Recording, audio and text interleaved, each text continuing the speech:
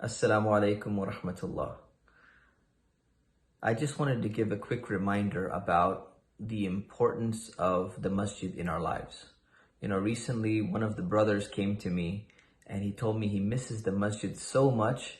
He wished that he could wear like some kind of space suit or like all the gear and everything and just come inside the masjid and, wear all the gear and protection that he needs just to be able to feel what it's like to be in the masjid that he misses very much. And I think for many people, with all the masjids being closed due to the novel coronavirus, they are understanding what the masjid really meant to them.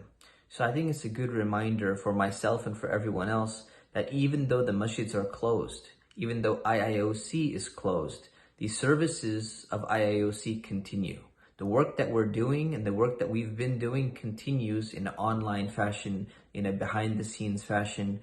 So it's really important to keep in mind to donate to IIOC by clicking on the link below, iioc.com/donate. And if you're one of those people who used to come for Friday prayers, used to walk out, used to put some money in the box, remember to do that virtually as well so we can continue to sustain our organization and continue to help it grow.